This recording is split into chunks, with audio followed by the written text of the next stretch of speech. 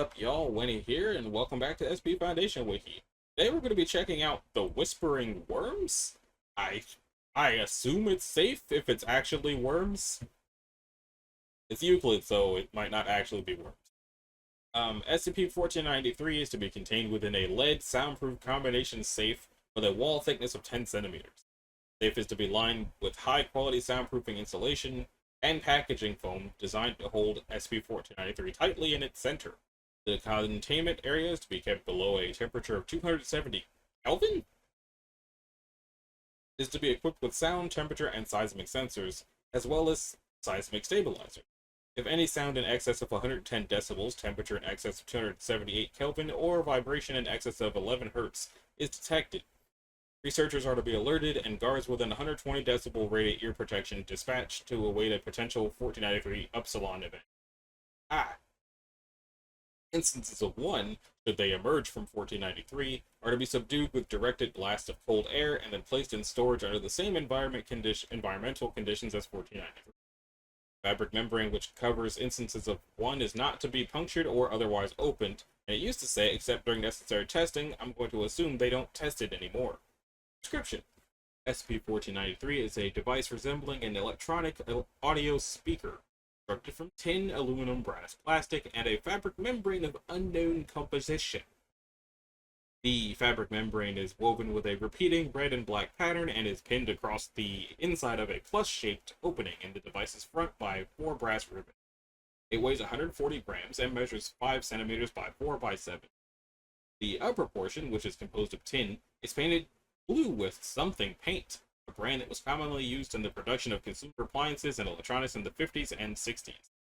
The lower portion, which is composed of aluminum, my bad, it says aluminium, my bad, is embossed with the logo of someone, a Japanese electrical instruments manufacturing company founded in 19-something.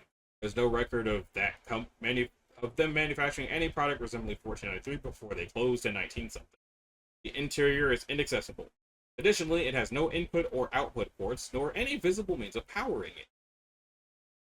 When subjected to insignificant vibrational forces, 1493 acts as a speaker, producing noise through the application of an internal pressure to its fabric membrane by unknown means. Does it make worms appear in people's heads? Is that what's happening here?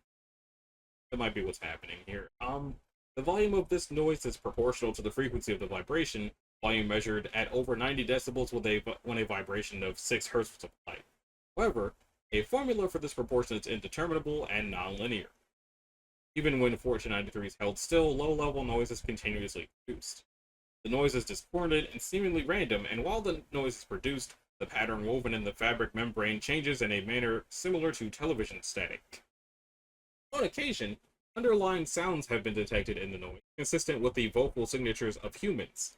It has proven difficult to determine if these sounds are truly voices, or whether they are saying anything, since they only begin to become detectable when 1493 is vibrated at 5 Hz or greater. The voice-like sounds increase in volume at the same rate as the overall. As Blank was a widespread manufacturer of electronic instruments with global distribution, more instances of 1493 may have been produced. The Foundation is tracking media for reports that may lead to the recovery of more instances of 1493. And there's a few addendums. Alright then. Addendum A.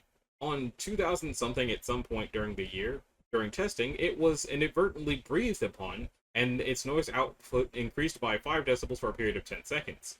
Tests were conducted to determine the causative factor in this event, including minute changes in air pressure and temperature, and it was discovered that 1493 appears to be translating thermodynamic energy into audible random noise. From this, it can be concluded that temperature is a factor in its noise production. Exposure to high temperature should thus be avoided. However, physical disturbance on a macroscopic scale is a far more influential factor. Addendum B. At some point in 2000 something, it was accidentally dropped on the floor of its containment area. The noise level passed 150 decibels, deafening the researchers present. After nearly 5 seconds of this noise, the device's fabric membrane began to expand outwards, forming a hollow tubular shape with a pointed end designated 1. 1 reached a maximum diameter of 3 centimeters and a length of 230 centimeters before its back end tapered off and it left the fabric membrane entirely. 3 more instances of 1, identical to the first, emerged from 1493, and all instances moved towards the researchers in an aggressive manner. After the one instances emerged, 1493 no longer produced the voice-like sounds. Commendably, researcher someone managed to subdue the 4 instances, one with a fire extinguisher, although she and the other researchers suffered internal bleeding and neurological damage during the event. After all 4 instances were subdued, the noise produced by 1493 returned to the baseline levels. This event was designated Incident 1493 Upsilon 1, and any future events like it should be designated similarly. The full extent of the effects of an Incident 1493 Upsilon event and of instances of 1 on humans are unknown. Denim C. Through extensive testing, 1 has been determined to be a form of incorporeal, invisible earthworm-like entity.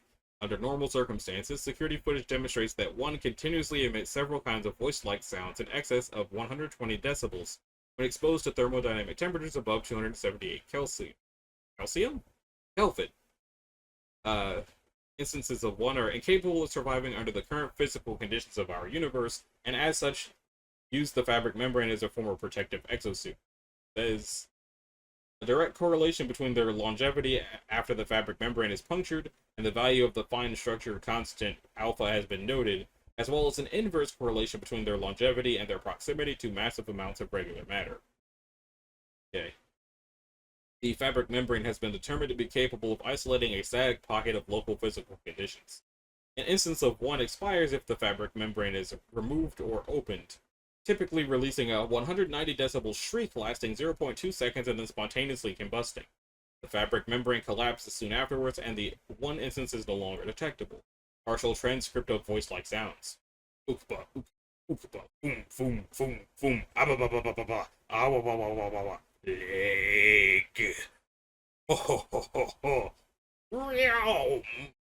Researchers note, these were taken from security footage of Event Upsilon 1. When the violet vibe was dialed down, the voice-like sounds produced by 1 instances consist of simple repetitious phonemes and chants. They took place simultaneously and at variable pitches. The total impression was not unlike an a cappella song. It does sound like it could have been sung by Manhattan Transfer. There's a 4th addendum. Following the conclusion of Incident 1493 Upsilon 1, a researcher noticed a small piece of paper tucked in the seam between the upper and lower portions of 1493, apparently dislodged from the inside of the device by the event.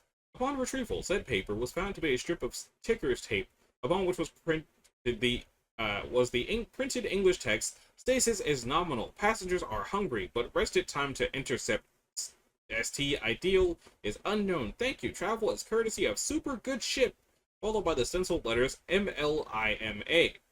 To the unaided eye, these letters appear to vibrate violently upon the paper. The SP Foundation is now tracking media for any information relating to the super good ship MLIMA and their connection to the blank company. And there's only the 1 footnote.